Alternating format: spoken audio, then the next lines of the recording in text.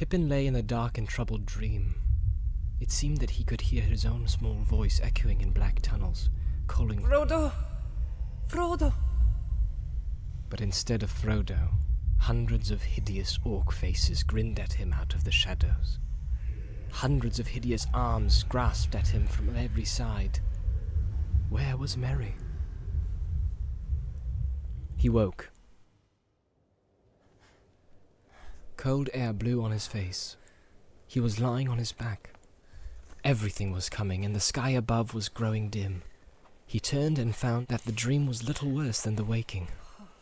His wrists, legs, and ankles were tied with cords. Beside him, Merry lay, white-faced, with a dirty rag bound across his brows. All about them sat or stood a great company of orcs. Slowly in Pippin's aching head, memory pieced itself together and became separated from dream shadows.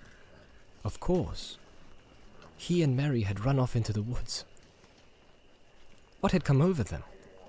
Why had they dashed off like that, taking no notice of old Strider? They had run a long way shouting. He could not remember how far or how long, and then suddenly they had crashed right into a group of orcs. They were standing, listening, and they did not appear to see Merry and Pippin until they were almost in their arms. Then they yelled, and dozens of other goblins had sprung out of the trees. Merry and he had drawn their swords, but the orcs did not wish to fight, and had tried only to lay hold of them, even when Merry had cut off several of their arms and hands. Good old Merry. Then Boromir had come leaping through the trees.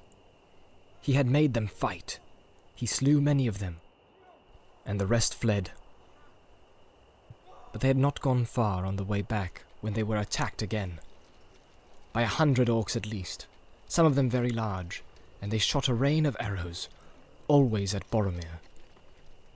Boromir had blown his great horn till the woods rang, and at first the orcs had been dismayed and had drawn back, but when no answer but the echoes came, they had attacked more fiercely than ever.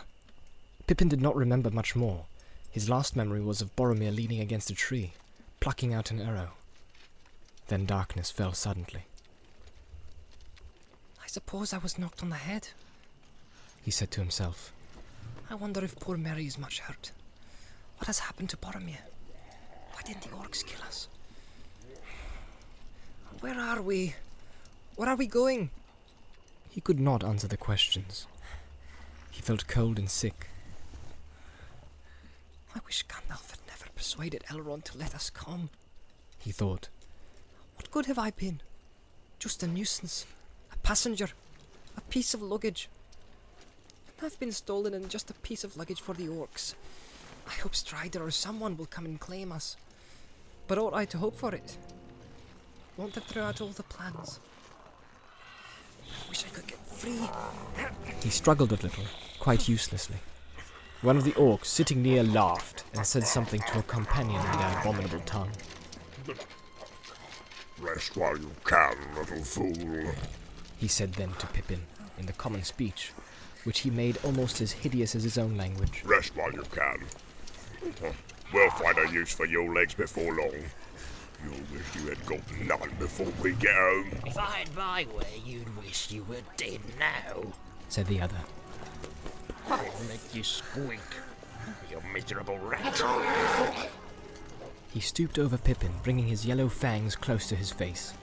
He had a black knife with a long jagged blade in his hand. Lie quiet, or I'll tickle you with this. He hissed. Don't draw attention to yourself, or I'll mavel you by orders. Curse the Isengadders! He passed into a long, angry speech in his own tongue that slowly died away into muttering and snarling. Terrified, Pippin lay still, though the pain at his wrists and ankles was growing, and the stones beneath him were boring into his back. To take his mind off himself, he listened intently to all that he could hear. There were many voices round about, and though orc speech sounded at all times full of hate and anger, it seemed plain that something like a quarrel had begun, and was getting hotter. To Pippin's surprise, he found that much of the talk was intelligible. Many of the orcs were using ordinary language. Apparently, the members of 2 or 3 quite different tribes were present, and they could not understand one another's orc speech. There was an angry debate concerning what they were to do now, which way they were to take and what should be done with the prisoners. There's no time to kill them properly. Said one. No time for play on this trip. That can't be helped. Said another. But why not kill them quick? Kill them now. They're a cursed nuisance. We're in a hurry. The evening's coming on and we ought to get a move on. Orders! Said a third voice in a deep growl. Kill all, but not the halflings. They are to be brought back alive as quickly as possible. That's my orders. What are they wanted for? Why alive? Asked several voices. Do they think good sport? No. I heard that one of them has got something. Something that's wanted for the war. Some elvish plot or other. Anyway, they'll both be questioned. Is that all you know? Why don't we search them to find out? We might find something that we could use ourselves. That is a very interesting remark. Sneered a voice, softer than the others but more evil. I may have to report that. The prisoners are not to be searched or plundered. Those are my orders. And mine too. Said the deep voice. Alive as captured. No spoiling.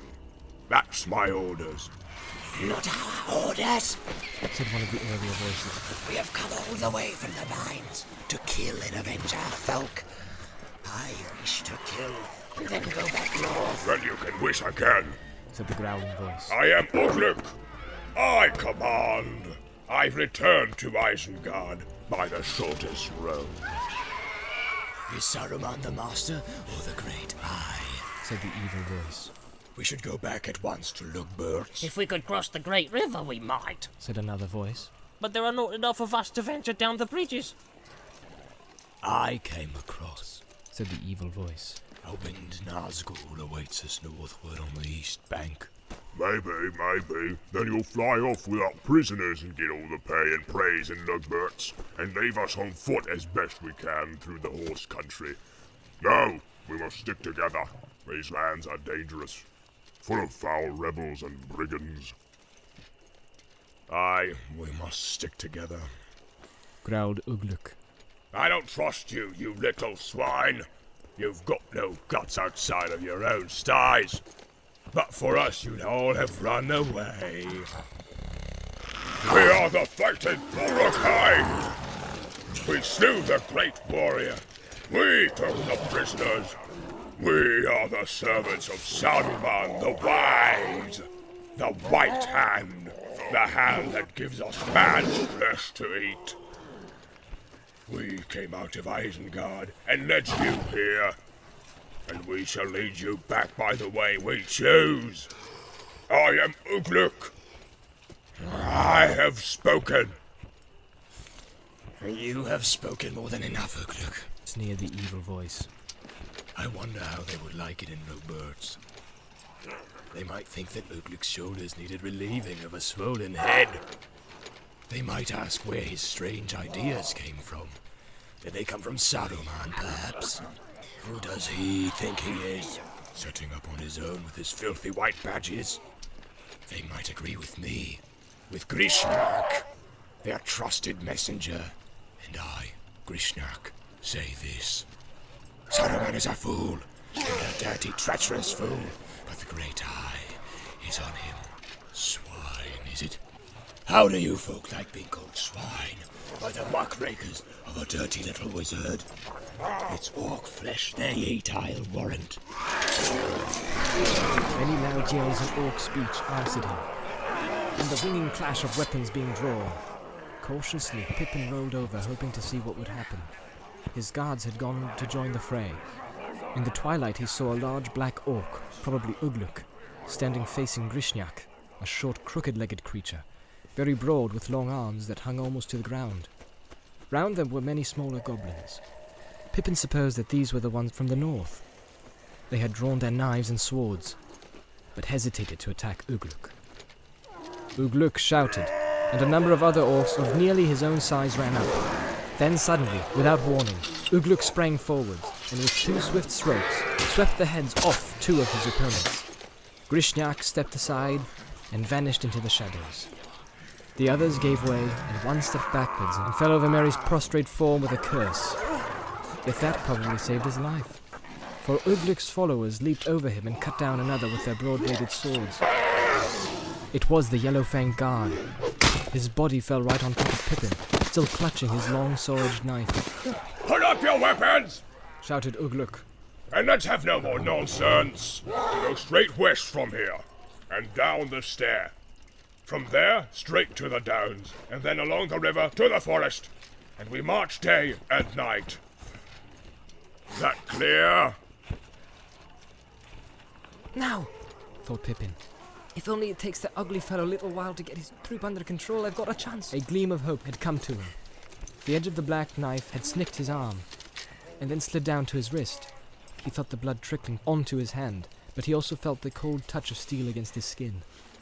The orcs were getting ready to march again, but some of the northerners were still unwilling, and the Isengarders slew 2 more before the rest were cowed.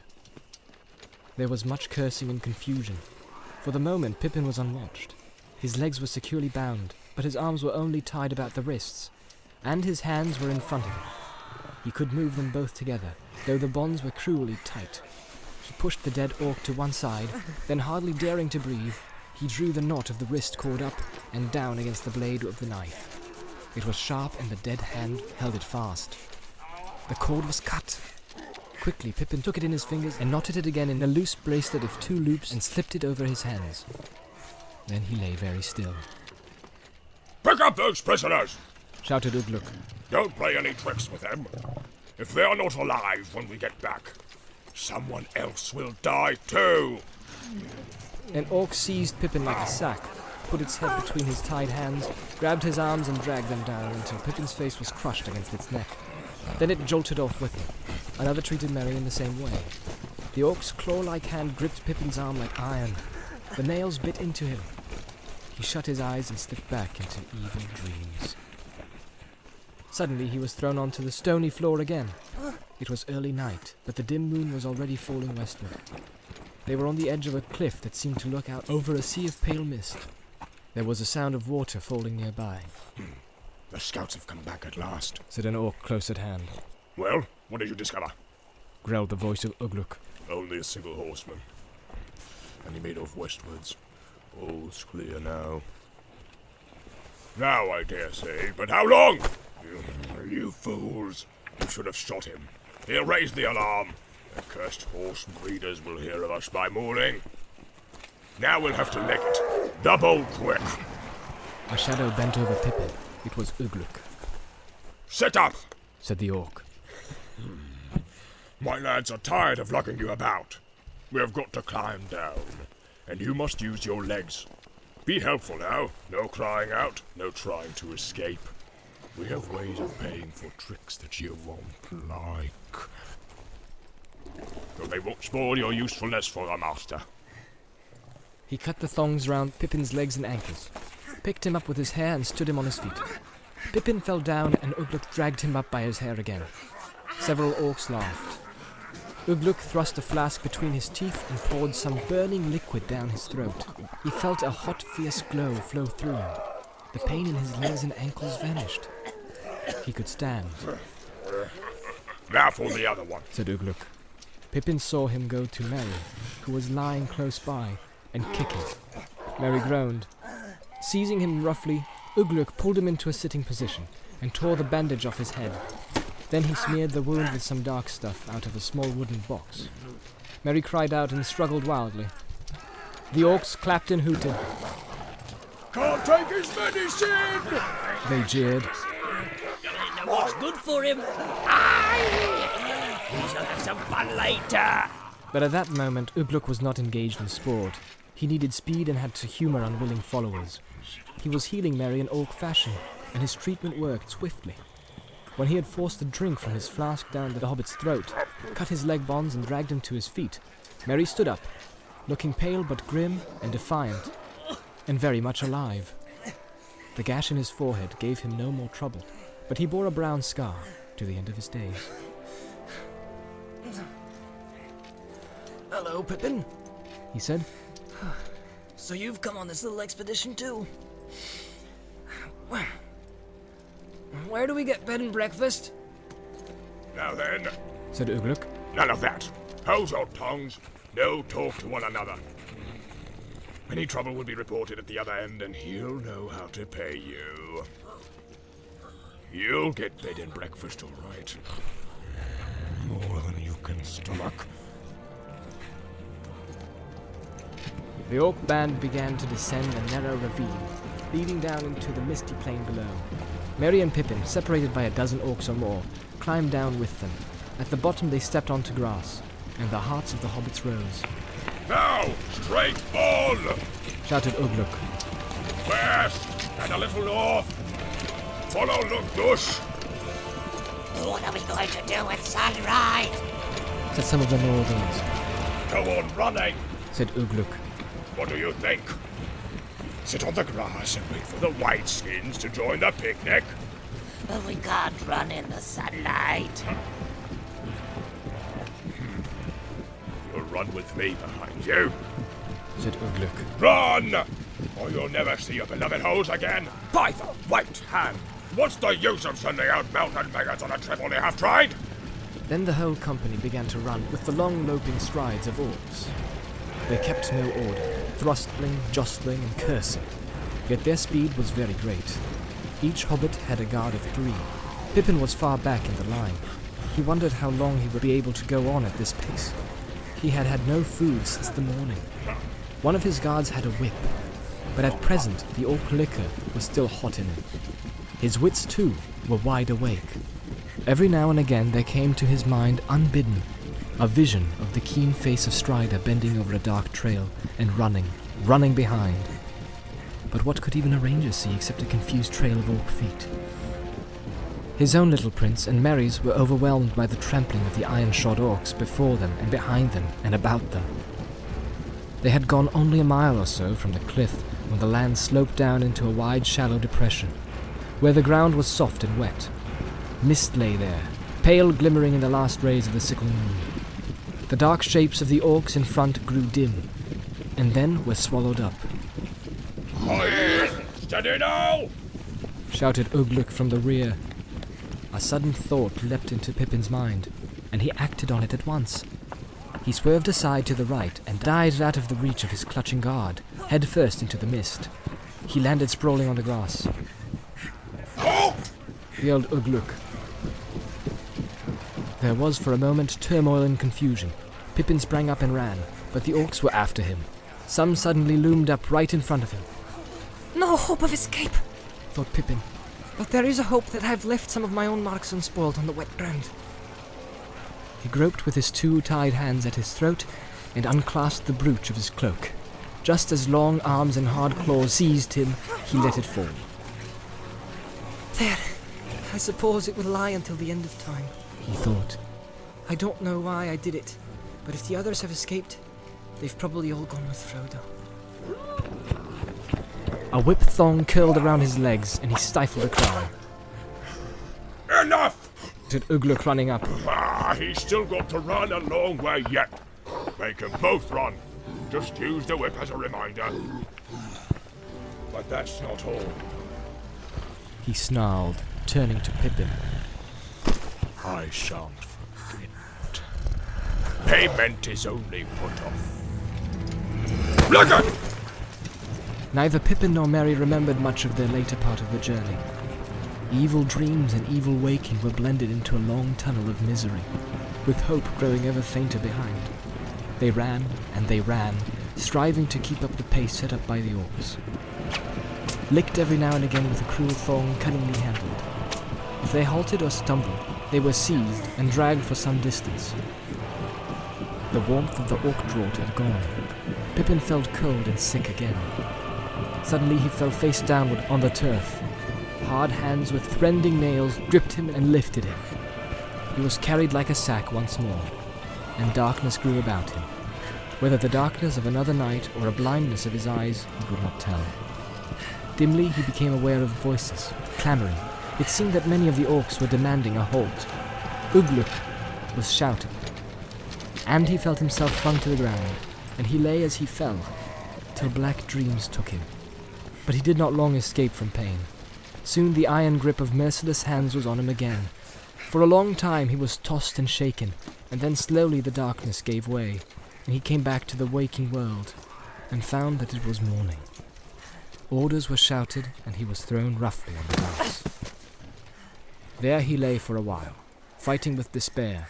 His head swam, but from the heat in his body he guessed that he had been given another draught. An orc stooped over him, and flung him some bread and a strip of raw dried flesh. He ate the stale grey bread hungrily, but not the meat.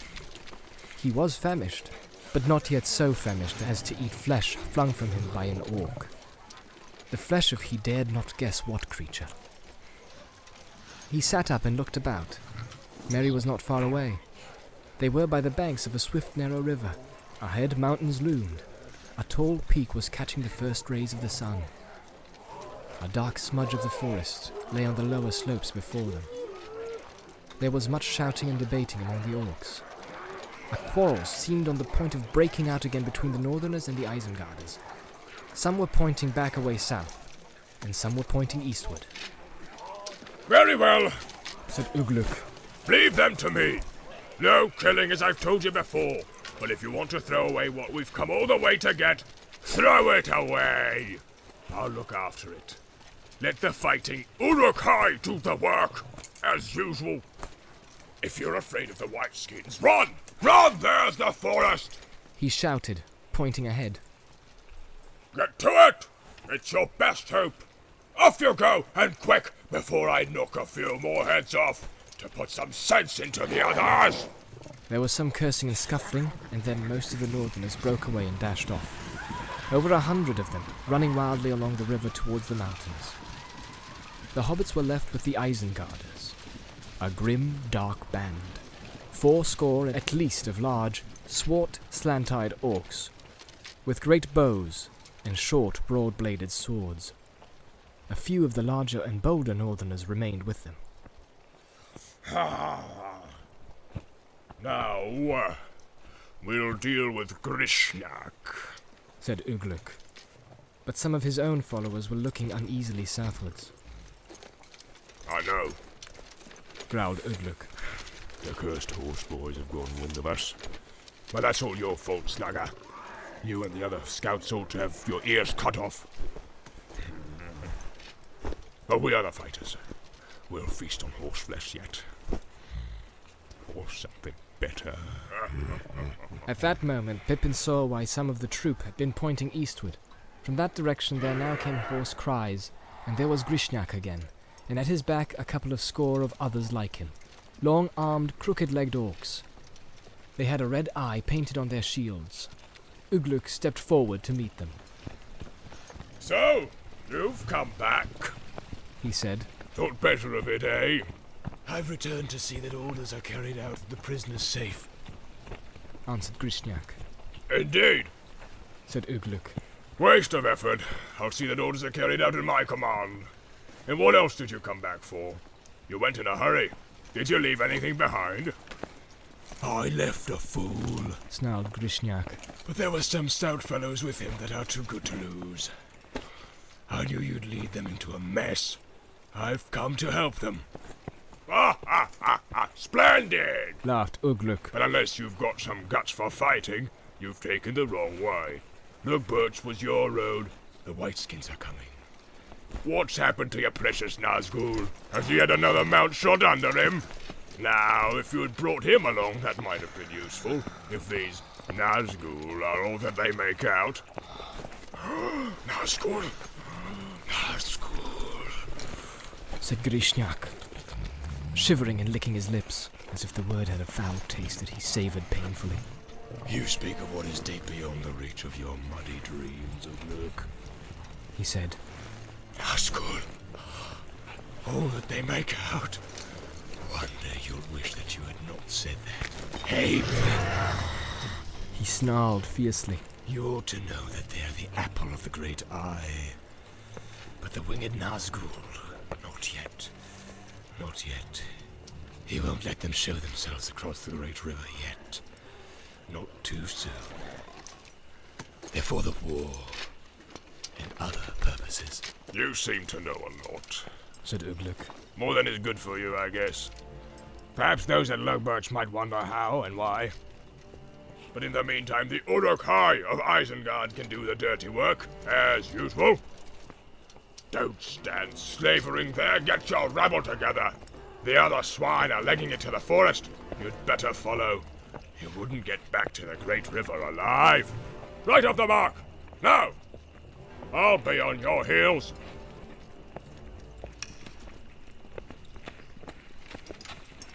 The Isengarders seized Merry and Pippin again and slung them on their backs. Then the troops started off. Hour after hour they ran, pausing now and again only to sling the hobbits to fresh carriers, either because they were quicker and hardier, or because of some plan of Grishniak's. The Isengarders gradually passed through the orcs of Mordor, and Grishniak's folk closed in behind. Soon they were gaining also on the northerners ahead. Their forest began to draw nearer. Pippin was bruised and torn. His aching head was grated by the filthy jowl in the hairy ear of the orc that held him. Immediately in front were bowed backs and tough, thick legs going up and down, unresting, as if they were made of wire and horn, beating out the nightmare seconds of an endless time. In the afternoon, Ugluk's troop overtook the northerners. They were flagging in the rays of the bright sun, winter sun shining in a pale, cool sky though it was. Their heads were down and their tongues lolling out. Jeered the Isengarders. You're cooked. The Whiteskins will catch you and eat you. They're coming. A cry from Grishniak showed that this was not mere jest. Horsemen riding very swiftly had indeed been sighted, still far behind but gaining on the orcs, gaining on them like a tide over the flats on folk straying in a quicksand. The Isengarders began to run with a redoubled pace that astonished Pippin. A terrific spurt it seemed for the end of a race. Then he saw that the sun was sinking, falling behind the misty mountains. Shadows reached over the land. The soldiers of Mordor lifted their heads and also began to put on speed. The forest was dark and close. Already they had passed a few outlying trees. The land was beginning to slope upwards, ever more steeply. But the orcs did not halt. Both Uruk and Grishniak shouted, spurring them on to a last effort. They will make it yet. We will escape, thought Pippin. And then he managed to twist his neck so as to glance back with one eye over his shoulder. He saw that riders away eastward were already level with the orcs, galloping over the plain. The sunset gilded their spears and helmets and glinted in their pale flowing hair. They were hemming the orcs in preventing them from scattering and driving them along the line of the river. He wondered very much what kind of folk they were.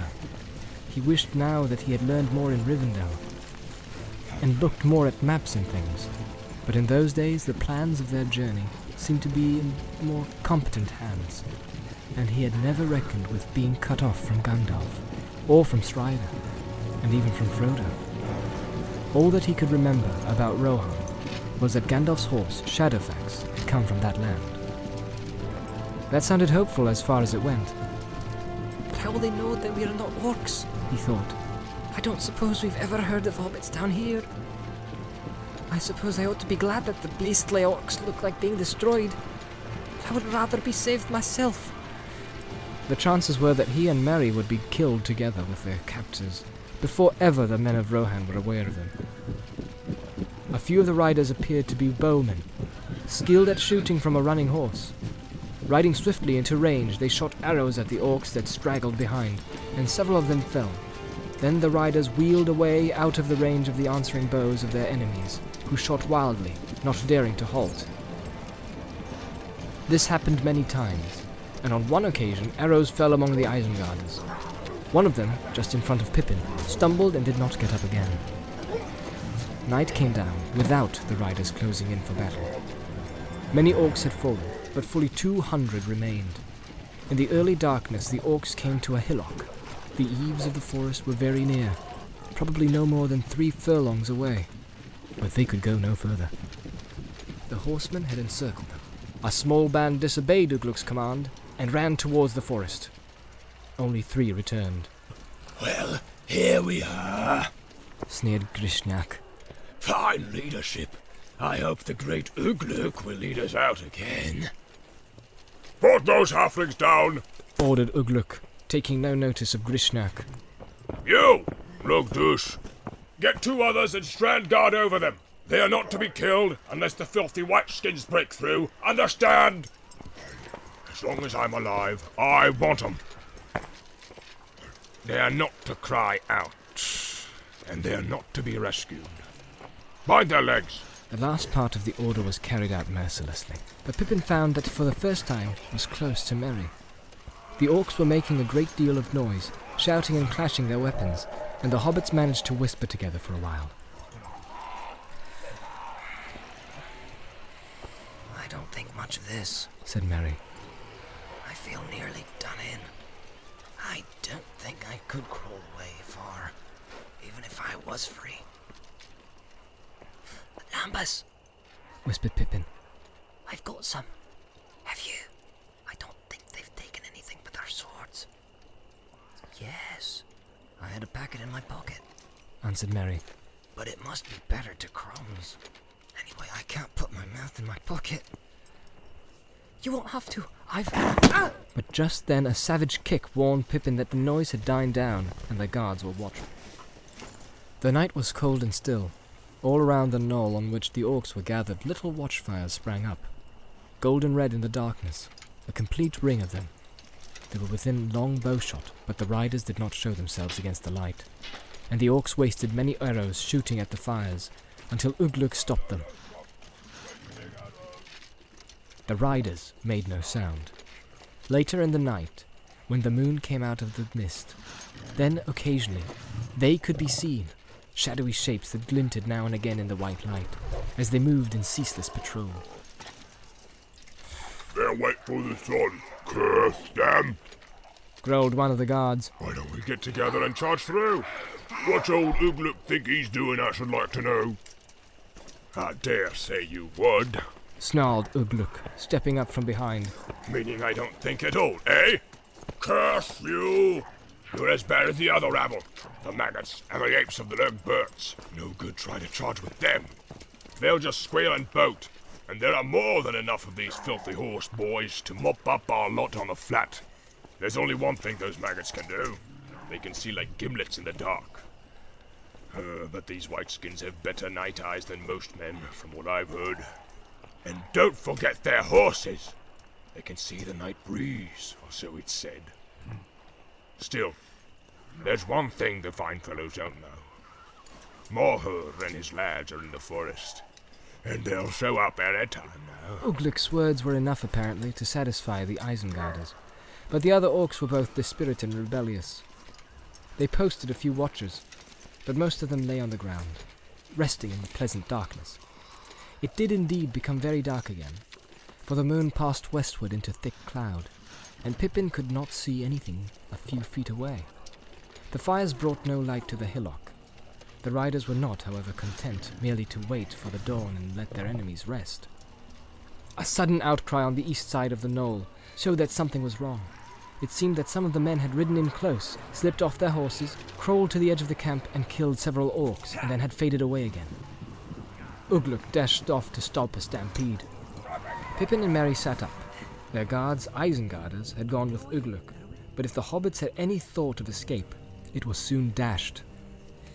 A long, hairy arm took each of them by the neck and drew them close together. Dimly they were aware of Grishnak's great head and hideous face between them. His foul breath was on their cheeks. He began to paw them and feel them. Pippin shuddered as hard, cold fingers groped down his back.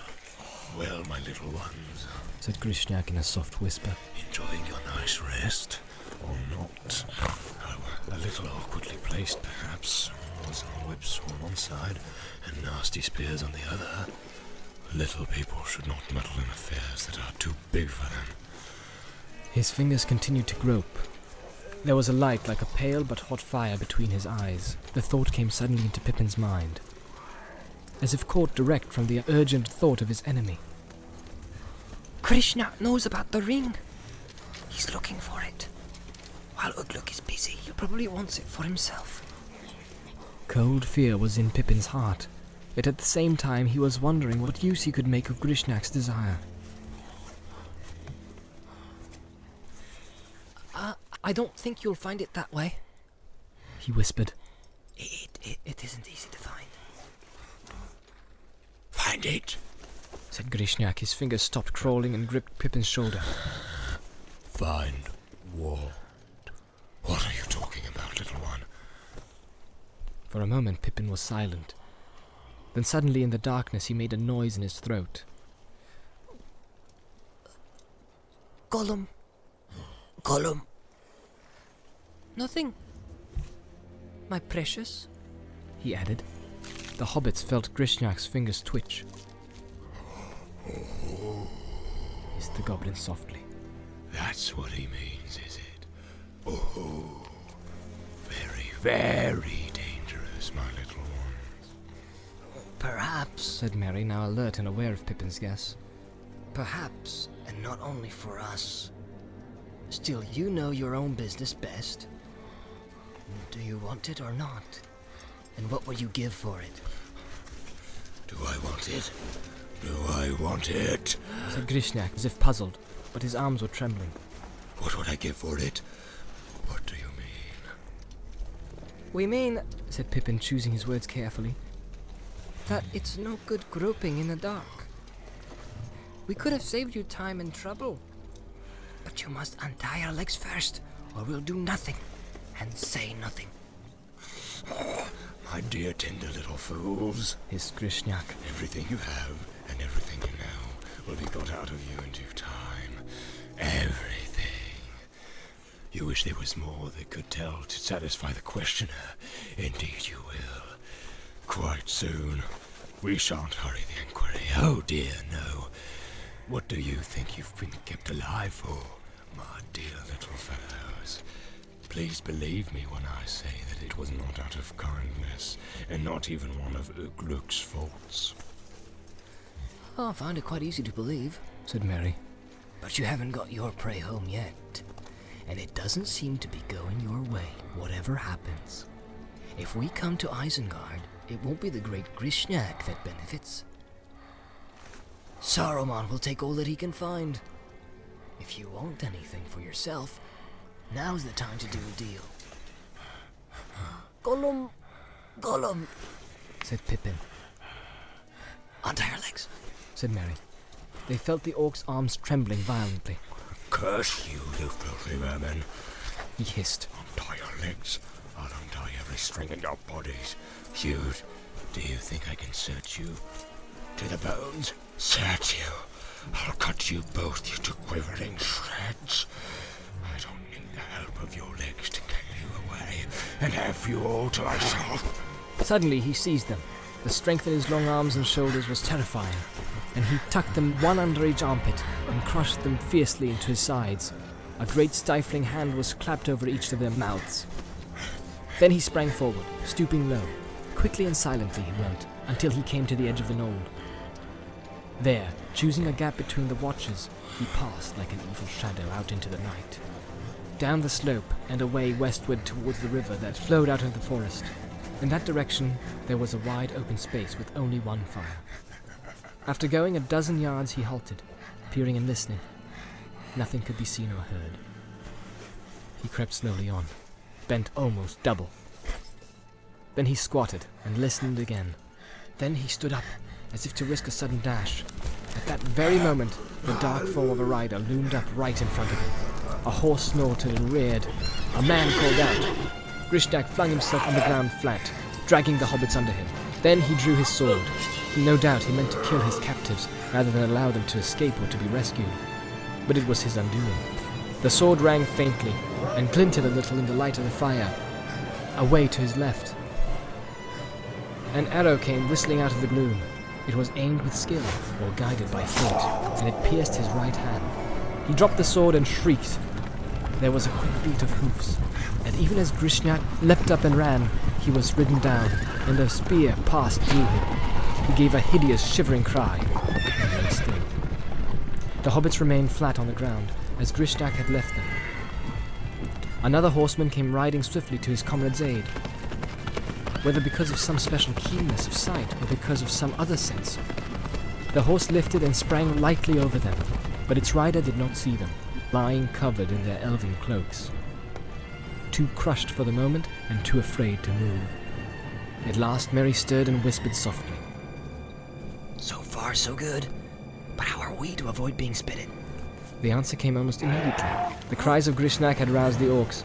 From the yells and screeches that came from the knoll, the hobbits guessed that their disappearance had been discovered.